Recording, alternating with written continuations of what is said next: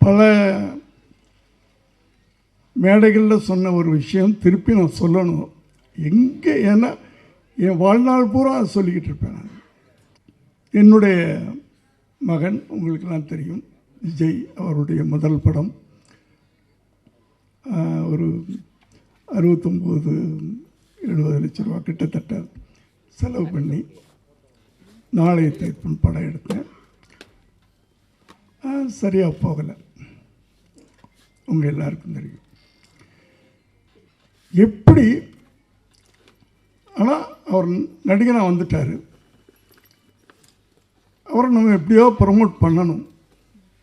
அதுக்கு என்ன பண்ணலான்னு யோசனை பண்ணப்போ, சரி ஒரு பெரிய நடிகரோடு நடிக்க வைப்பாமே அப்படின்னு பிளான் பண்ணேன். ஆனால் எந்த பெரிய நடிகரும் ஒத்துக்கிறல.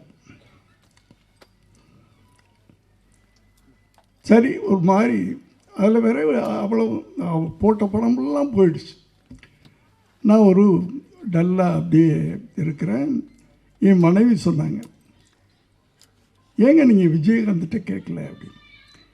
இல்லைம்மா அவர் கேட்டால் பண்ணிவிடுவார், ஆனால் எனக்கு என்னமோ டெலிகேட்டாக இருக்குது, இத்தனை படம் பண்ணிவிட்டு எப்படி போய் கேட்குறதுன்னு தெரியல அப்படின்னு சொன்னேன். இல்லை இல்லை நீங்கள் ஃபோன் பண்ணுங்க, அவர்கிட்ட கேளுங்க அப்படின்னா.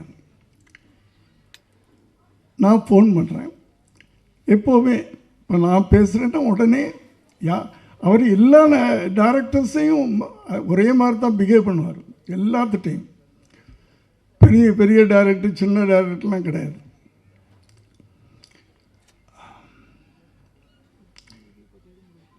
நான் ஃபோன் பண்ணி விஜய் வீட்டில் இருக்காமா அப்படின்னு.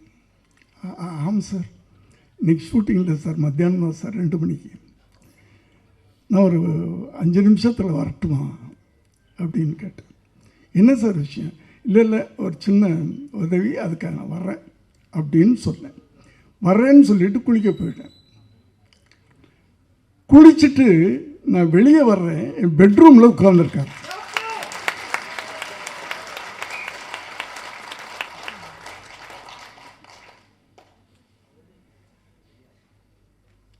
என்ன விஜய் அப்படின்னு. நீங்கள் எதுக்கு சார் வரணும்? நீங்கள் பேசும்போது ஒரு உதவின்னு கேட்ட மாதிரி எனக்கு காதல் விழுந்துச்சு.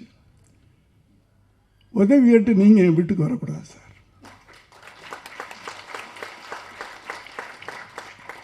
இதுதான் மனிதம்ன்றது, ஹியூமனிட்டி.